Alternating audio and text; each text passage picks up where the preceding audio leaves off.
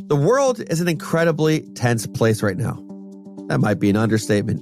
We're hearing loud voices screaming about genocide, apartheid, massacre, and occupation in and around the topics of Israel and Gaza. But these words, slogans, and headlines are nothing without historical context. Well, you're in luck. Check out the podcast, Unpacking Israeli History, hosted by yours truly, me, Noam. In every episode, we really get into the guts of Israeli history and help bring context and historical understanding to the situation there today. You want to understand the present, learn the past. Many episodes are about the quote-unquote conflict, sure, but many are about other stories that help you understand the real Israel. Unpacking Israeli History helps you rise above the noise and understand Israel's present through a deeper understanding of Israel's history. So educate yourself. Learn the history behind the headlines. Find Unpacking Israeli History wherever you get your podcasts. So let's do this. Scenario is Mijal Biton is asked to come to speak on a panel at Brown University or at Duke University, and you're asked to speak about anti-Zionism and anti-Semitism. Are they the same? Are they not? How are they similar? How are they different? Hey everyone, welcome to Wandering Jews with Mijal and Noam. I'm Mijal. And I'm Noam, and this podcast is our way of trying to understand the Jewish world. We don't have it all figured out, so let's try to figure it out together. And we love emails, so shoot us a note at wanderingjews@jewishunpacked.com. That's not Wandering Jews, it's wanderingjews@jewishunpacked.com. Really want to hear from you. So listen, we got a great question from a listener. Her name is Sharon. Simple one. Where and when do you do your best work? Answer, it's an annoying answer to myself because I happen to do my best thinking on Shabbat. And I have like my tea and my cookies and reading. And that's when I get all my best ideas. And I happen to be Shabbat observant, so I can't write them down. So it's both awesome because my brain is buzzing. And every week I like turn to my husband and ask him to remember a couple of big ideas. How about you? Well, that's a pretty funny answer because the whole purpose of Shabbat is to desist. And that's where your answer is you do your best work on the holy day of rest. Yes, the 25 hours without my phone, that's my best day of thinking, pretty much. How about you? I do my best work super early in the morning. What is super early? I think I've gotten lazy over the last couple of years. It started to now lean into the 6s. Before people are awake, you're by yourself. It's a little bit dark still, and nothing is going on in the world around you. I feel like that's where I do my absolute best work. That hour is worth like 3 or 4 hours. Yeah, I should try it out. I can't usually. I can't do it. But no, why are you wearing that sweater? Are you trying to give me a message? Can you just tell our listeners what are you wearing? You noticed it? You noticed it? I guess it's quite noticeable, right? It is noticeable. What's written in your sweater? Well, the best show of all time is a show called Curb Your Enthusiasm. You know, it is the best show of all time, Totally right? not my sense of humor, but yeah, go for it. Why is it not your sense of humor? I've tried it. Like my husband likes it. I've watched a couple of little clips and I don't find it funny, but that's for a different conversation. No. Mijal, we really have to talk about why you don't find Curb Your Enthusiasm that funny. It doesn't say Curb Your Enthusiasm. It says Curb Your Anti-Semitism. My mother-in-law got it for me. Shout out to my mother-in-law. That's really nice. Yeah, it's nice. We both share. Was she trying to tell you a message?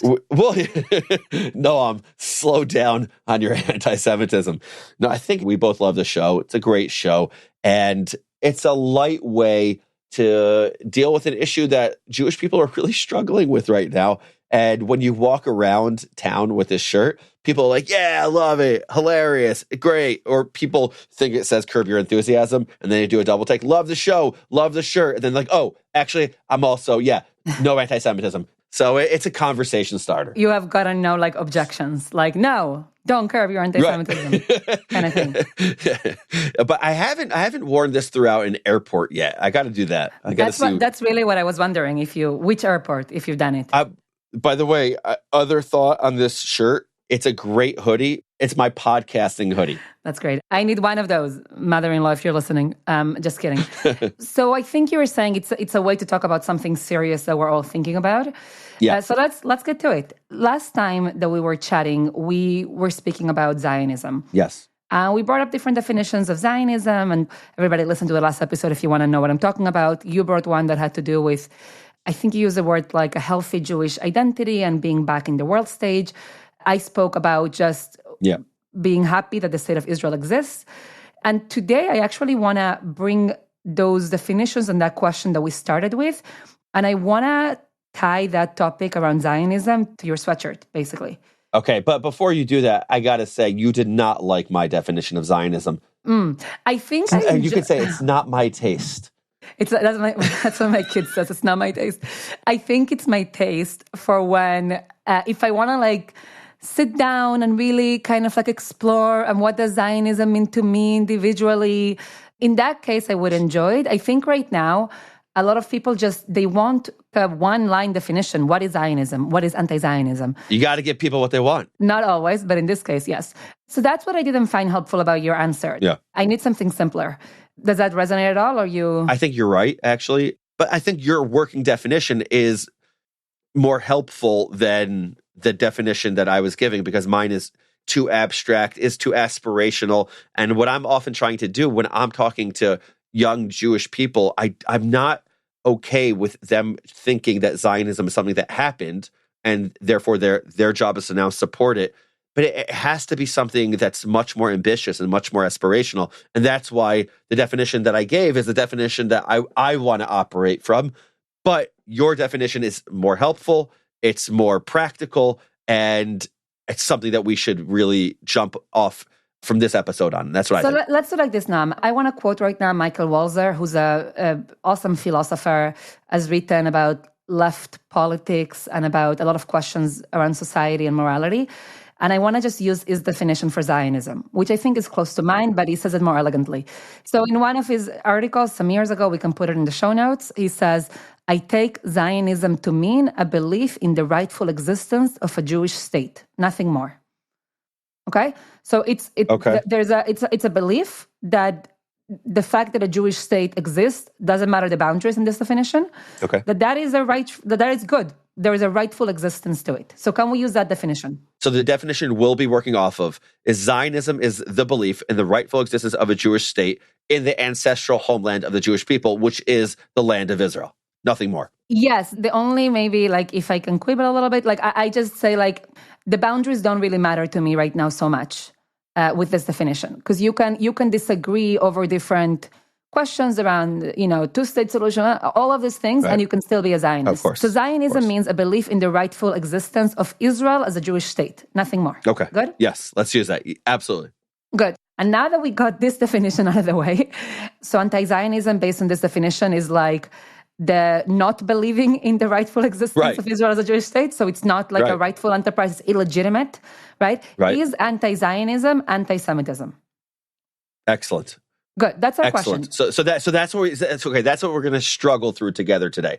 Is anti-Zionism anti-Semitism? So now, before we get into it, I'm just really curious. Do you have any gut answers? What do you say? Is anti-Zionism anti-Semitism? Often. Often. Okay. That's a one-word answer. Pretty good.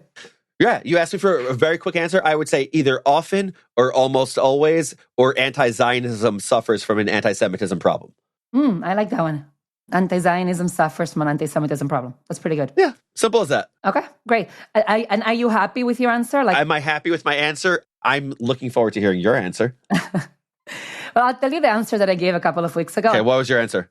I said, not every anti-Zionist is anti-Semitic, but the anti-Zionist movement today is undoubtedly anti-Semitic. Got it. I tried to make a distinction between what I think of as like the movement with its leaders and arguably like its ideologies, and then just people who use that term, which I think you can make a distinction. The thing that confuses me about your answer, and maybe about my answer, is when they see so many Jewish groups being anti-Zionist, whether it's Jewish Voices for Peace, or If Not Now, or the Neturei Karta, who use their garb to appear as deeply pious and religious Jews, but who ultimately are opposing the existence of the Jewish state, Right. and confuses people. So are all of those people anti-Semitic?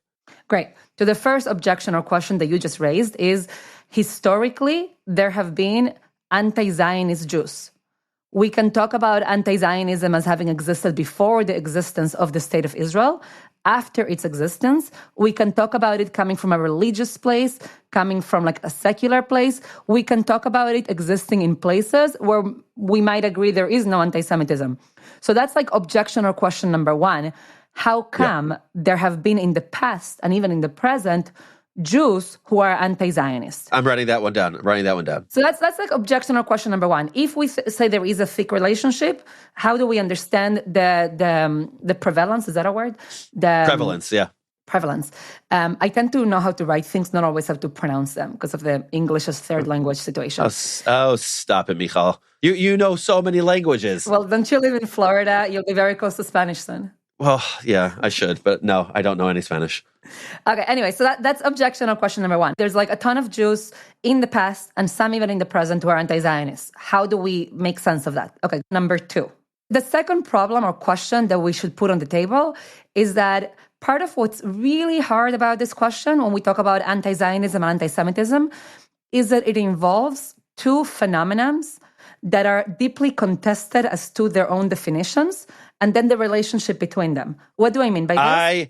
I have no idea. Glad you asked. I'm going to say like this. I'm going to say, when we talk about anti-Zionism, we can have four different definitions of what anti-Zionism is. True. So if two people start talking about what's the relationship between anti-Zionism and anti-Semitism, but they're defining them in different ways, then it's like, how can you even talk about this? The purpose of language is to be able to communicate. And when we don't have definitions, it becomes impossible to communicate. That's what's going on. Correct. That makes this really difficult to talk about this, the fact that we have different definitions. Right. I want to add one more definition that's also, I'm happy to define myself as an anti-Zionist if Zionism means the negation of Palestinian identity and the negation of Palestinian Arabs living in the land of Israel, which I've heard people say that Zionism means the cleansing of Palestinians from the land of Israel, and therefore I'm anti-Zionist, to which I'd say, okay, I'd be anti-Zionist also. But that's not what it means to be a Zionist. Okay, so I think what you're saying is that sometimes people define Zionism itself in such horrible ways that most of us would be like, yeah, if that's what it meant, I would be an anti-Zionist. If Zionism meant like genocide, then yeah, I get it. Exactly. So we spoke about the fact that there's a ton of Jews who have been or are anti-Zionists, the fact that its definitions are really complicated, especially when people are shouting or arguing without defining. And the last thing I'll say is that the last thing that makes this complicated for me, which relates a little bit to the previous one, but I find that in our culture, people tend to use a lot of words and they might just use them because they're cool, but they might not actually agree with some of their meaning, if that makes sense. So do you You're going to have to tell me what you mean. Okay, you know what? I'll give you an example and then I'll come to this. Yes, I love examples. Give me an example. So we've spoken about DEI, for example, diversity, equity, and inclusion. I literally met with someone last week. We were talking about DEI. And they were somebody who were proponents of DEI. And I said, oh, so what do you mean when you're advocating for equity, diversity, equity, and inclusion? They said that we want people to like live better lives or have things that are more fair. And I said, well, but equity is very distinctive from equality. It's about equality of outcomes, not of opportunities. And they were like, oh, I actually never thought about that. So it was like, we're all using these words. So so I think increasingly people are like, oh, I'm an anti-Zionist. But they're not necessarily like engaging philosophically, what does this mean? What do people think it means? We are using words in almost like shallow, what team are you on? We did this last episode where we said it's not a sports event. Right. It's not a basketball game. Too many people it is. So, okay. Right. So those were reasons that I think this is like complicated. Okay. At the same time, I think it's really, really important for us to have this conversation, even though it's complicated. And I would say, Noam, this is becoming a really important question. Yeah. If you're on campus, let's say, but very often it's like, well, I have a friend, or I have this, or I have that. How do I relate to them? Is this really anti-Semitism? Despite the hoodie, I can't wait to speak about other topics besides anti-Semitism. But it's just been all over the place, and people are trying to understand what in the world is going on and how do I make sense of the world. So we got to talk about it. Let's do it. Okay, so first I'll just reiterate our two quick answers. I think it's good to start with that. Your first quick answer was anti-Zionism as an anti-Semitism problem, which I really like how you put that actually. Haven't heard that before. The way that I put it was less elegant, but it was that not every person who's an anti-Zionist, I think, is anti-Semitic, but the movement as a whole, to me, is undoubtedly anti-Semitic. I think they're kind of similar, what you and I are saying, which gives a little bit of an out for some positions to not be fully anti-Semitic, but says there's still a big problem here. Is it fair? Agreed. Yes. Okay, so let me give you 3 ways to think about why I believe that the movement has an anti-Semitism problem. Let's hear it. So the first approach that I take to explain the relationship is one that I'm going to call consequentialism, okay? A fancy word, consequentialism. What I mean by that is the following. Anti-Zionist rhetoric and belief, which is a negation in the legitimacy of the Jewish state, if taken to the realm of action or reality, has consequences that are anti-Semitic, that basically end up with dead Jews. No, that was really important to me because the question that I've been struggling with throughout this whole episode is why does it matter if there's anti-Semitism? And you just answered it. The answer is anti-Semitism is problematic because it leads to dead Jews. But let me just sharpen this a little bit, Noam. And here I'm almost borrowing a page from critical race theory and DEI bureaucrats. So I'm actually like using language they would use. But what's critical race theory? What is that?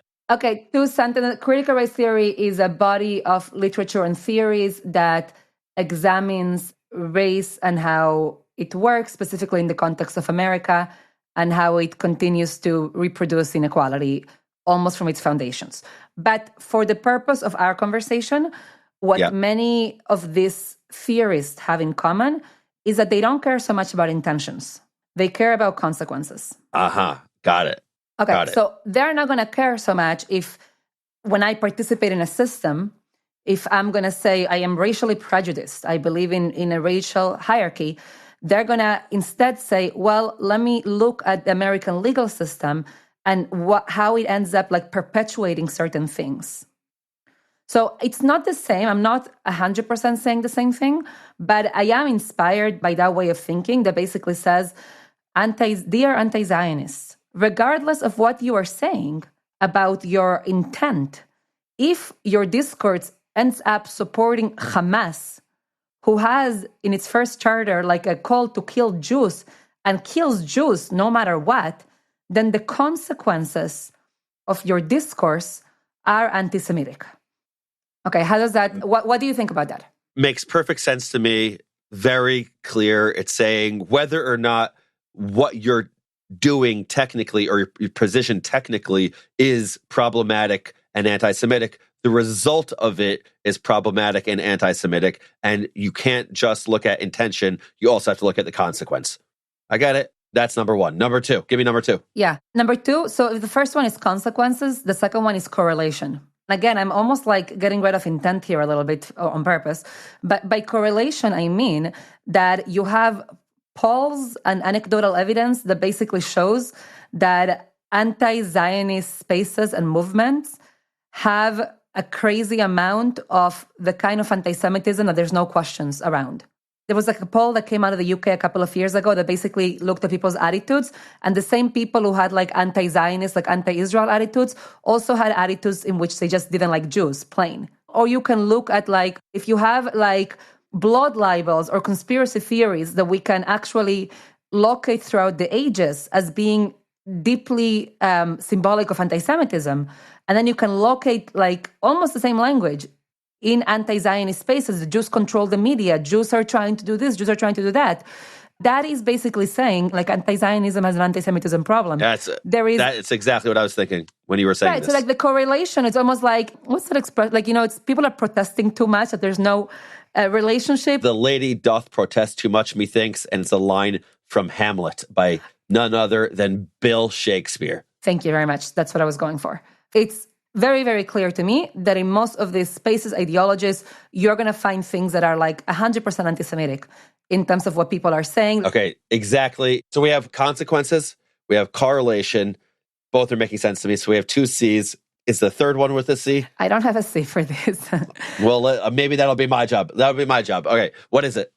Okay, the third one that I'm going to give is the one that I have the hardest time saying in a succinct and clean way, but it's the one that I find most compelling. I'm thinking. Okay, so there's a historian called David Nirenberg who wrote a very important book called Anti-Judaism, the Western Tradition. Have you read it, Noam? Yes. Okay. Well, let me change that. Not every word I was about to say, not the whole thing, but many parts of it throughout my explorations of anti-Semitism over the years. So he basically makes the following argument. He says, when you look at different civilizations and different countries and different societies around the world, across time and across space. So you could be looking at medieval Europe and you could be looking at like ancient Egypt, okay? So when you look at all these different civilizations, you see that Jews and Judaism occupy a really important space in the sense that people tend to refer to the thing that they are opposing or they don't like as Jewish. What you're saying is something that I've been hearing in many different contexts. In the modern space, most recently, Noah Feldman, who wrote the cover story for Time magazine that just came out. Let me tell you what he wrote and tell me if this is at all similar to what you're saying. Noah Feldman wrote, anti-Semitism's capacity to keep its familiar character while also channeling new fears is what confers its stunning capacity to reinvent itself.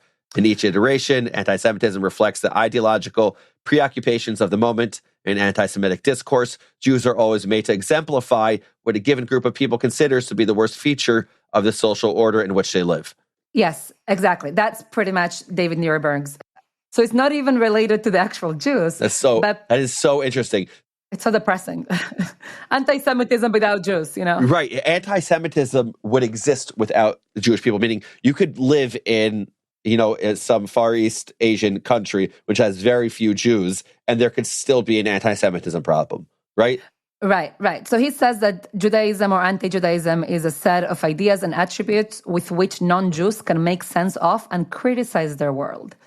So, okay. So, and then... Say that again. I need to hear that again. I like a good quote. So David Nirenberg said the following. Okay, say it. I'll say what is it? Judaism is not only the religion of specific people with specific beliefs, which is the way we tend to think about it, but also a category, a set of ideas and attributes with which non-Jews can make sense of and criticize their world. But let me read to you one more thing he says. Yeah. He says, we live in an age in which millions of people are exposed daily to some variant of the argument that the challenges of the world they live in are best explained in terms of Israel. So what does he mean by this? What does it mean? If in the past you wanted to explain the evil of capitalism or the evil of socialism, and you would just call that like the evil of the Jews or the evil of Judaism, in the present, you want to talk about the evils of colonialism or racism or globalism, okay? Or whatever it is, you're going to explain it through the Jewish state, through Israel. So Israel in this way becomes this repository of everything you're trying to criticize about the world. It's a little bit more than double standards. It's almost like unique standards. You are the symbol of all that is evil. So going back to the question, is anti-Zionism anti-Semitism?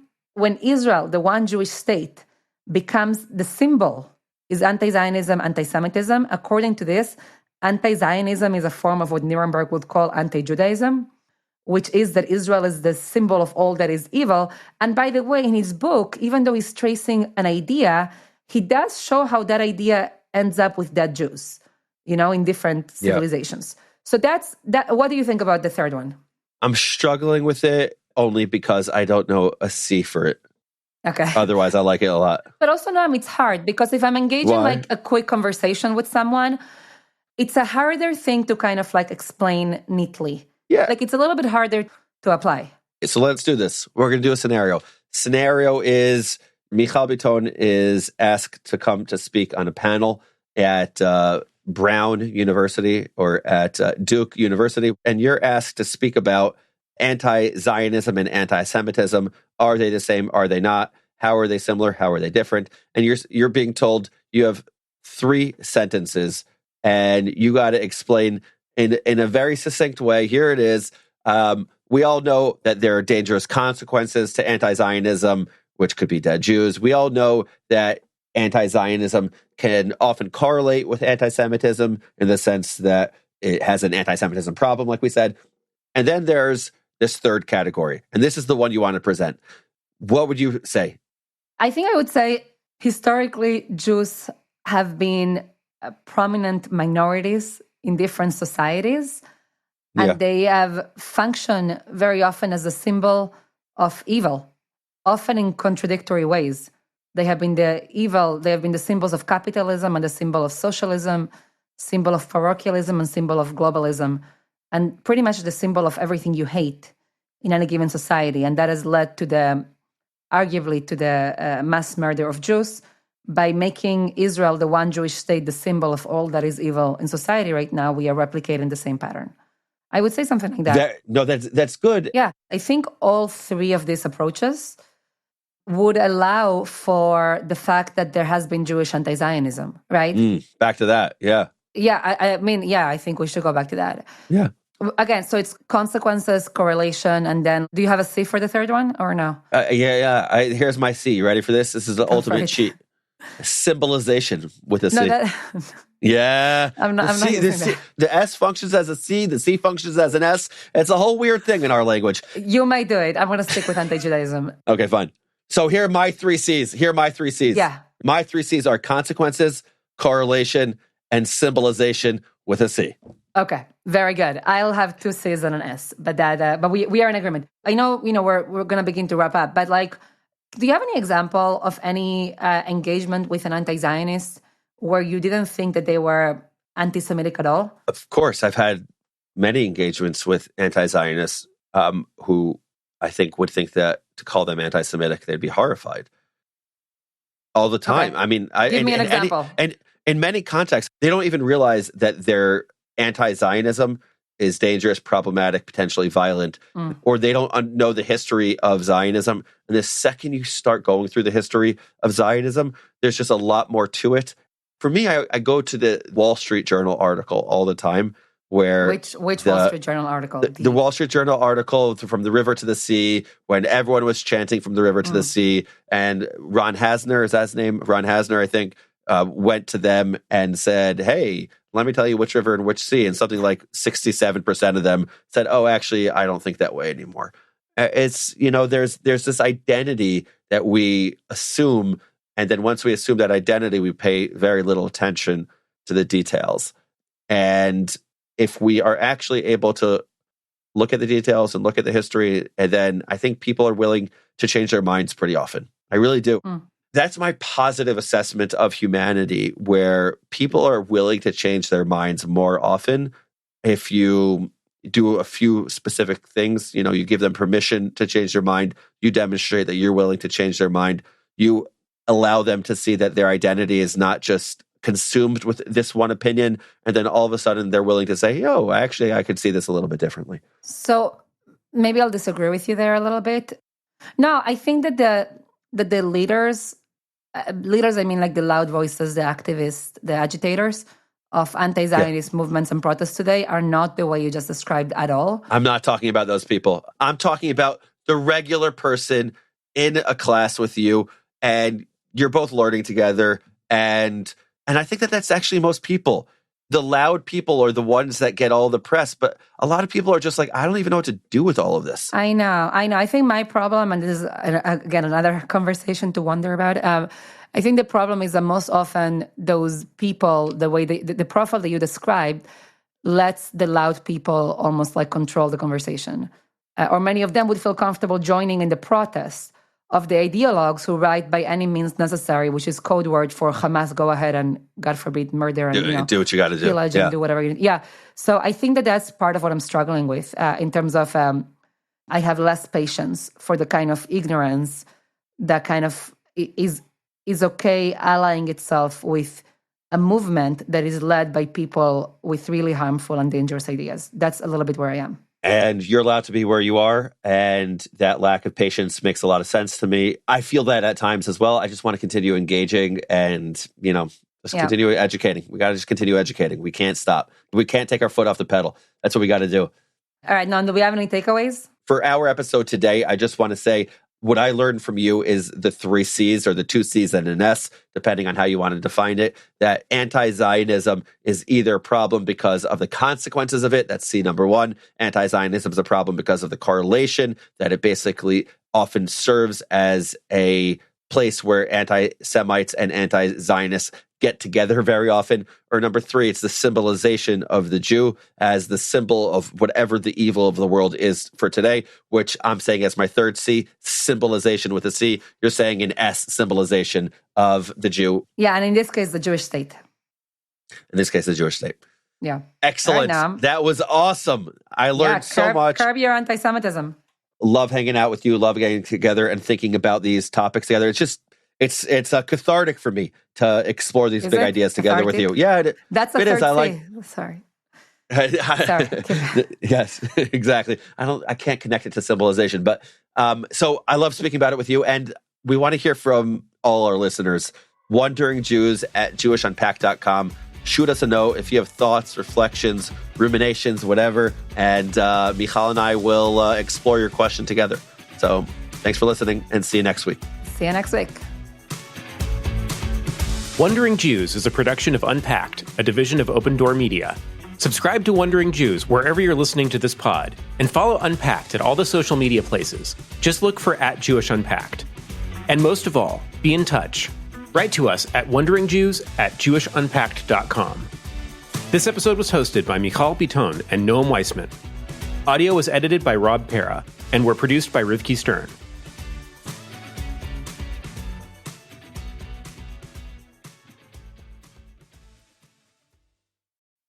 The news cycle is an endless stream of anxiety, and it can feel hard to breathe through it. Being Jewish in 2024 is stressful. There's no denying that. But I've got great news for you. The Unpacked podcast team has teamed up with the Institute for Jewish Spirituality to create Soulful Jewish Living. It's the perfect antidote for your racing brain and will help you overcome the stressors that stand in your way. I can tell you that personally, it's been invaluable to me over the last few difficult months. In each episode, Rabbi Josh Fagelson uses ancient wisdom and modern mindfulness practices to help center your soul and ease you into the week. Be brave, close those eyes, take a deep breath, and tune in. Find Soulful Jewish Living wherever you listen to podcasts.